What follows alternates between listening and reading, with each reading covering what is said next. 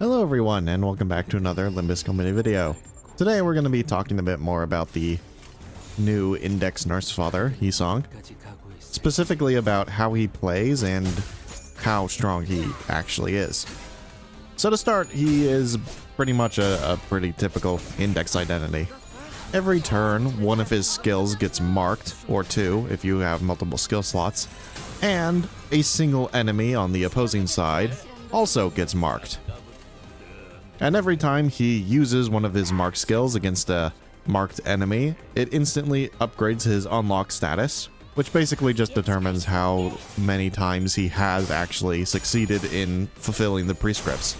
The unlock status goes up to 3, and specifically for this identity in particular, in order for him to actually reach the third unlock state, he needs to do a bit more than simply use a marked skill 3, because that is how it works for both Don Quixote and Faust. For Hisong, however, in order for him to reach his unlocked 3 state, he needs to use his Furioso attack.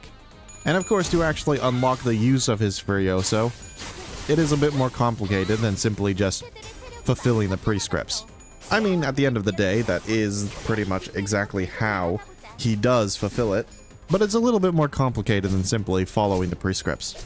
Because in order for him to actually gain access to Furioso, he needs to have 9 of his Procuration Hermes.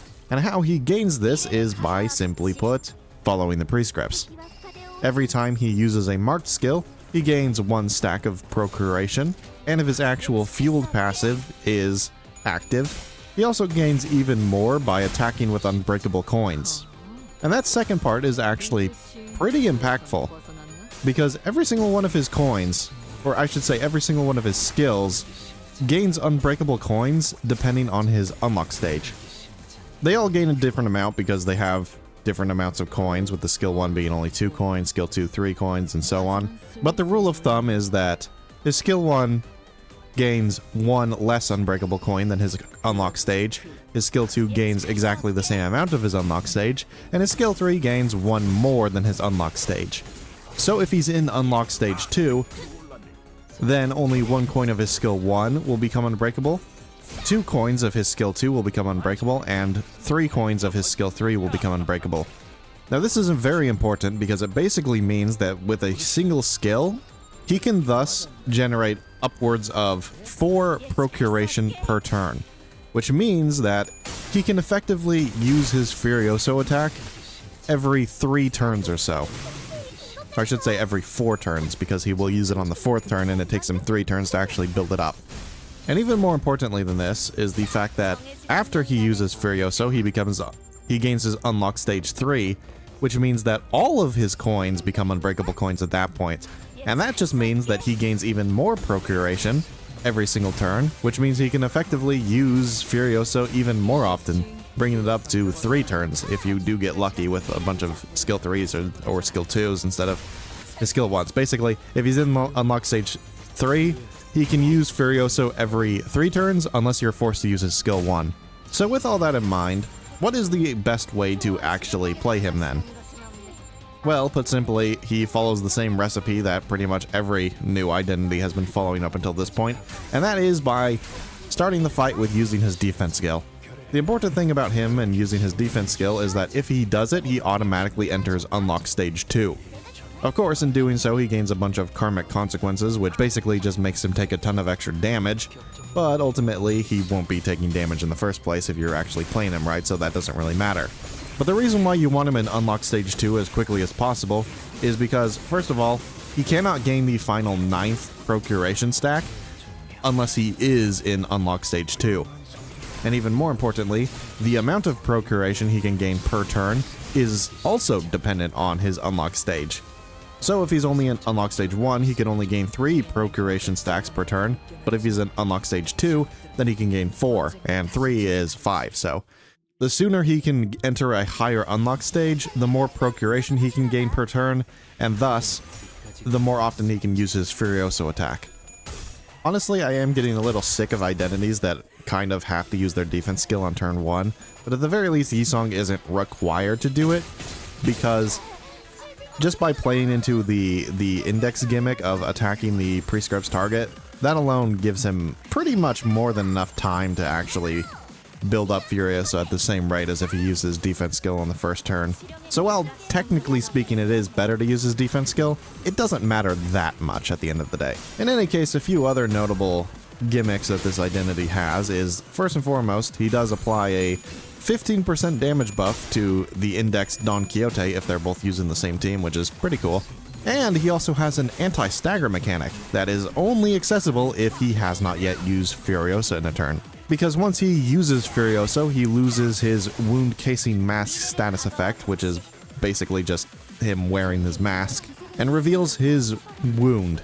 And this is the same exact thing he does when he cancels his own stagger, so he does have an anti-stagger mechanic, but it only works if he has not yet used Furioso.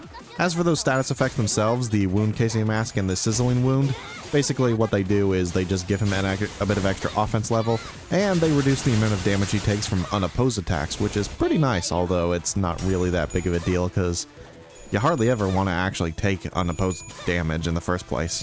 But his sizzling wound specifically also gives him burn and bleed every single turn, which can actually be pretty bad, specifically with the burn effect, because if he has not already been staggered, then that single tick of burn damage can stagger him instead.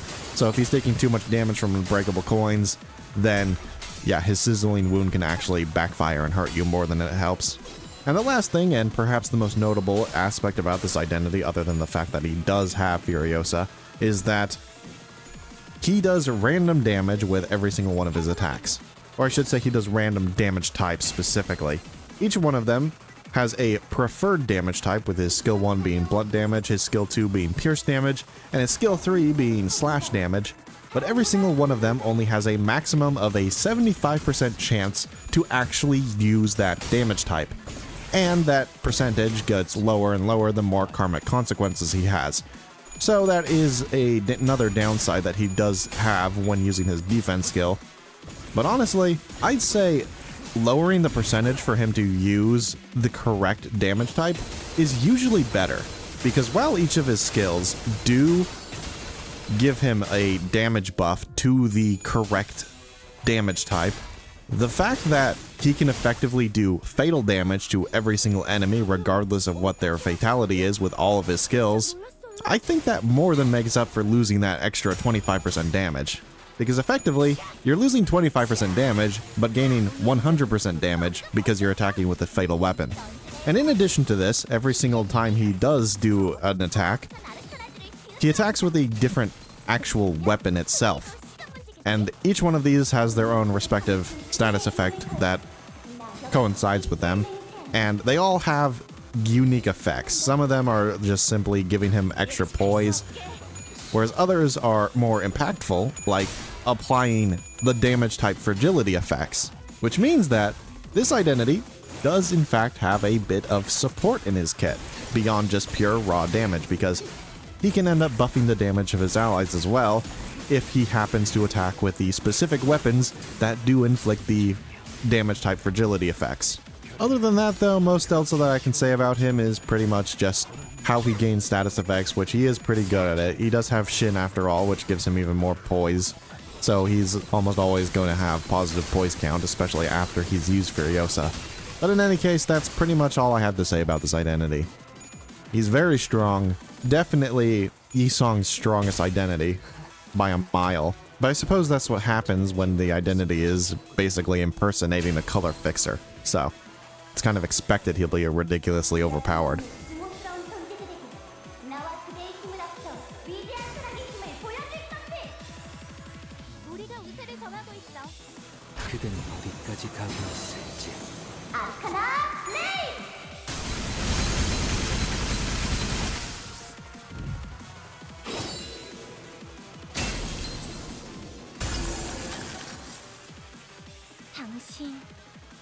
그래도 자, 악당 배치 성공! 오늘도 정말 멋진 활약이었어. 완벽하게 수행되었지 않은가.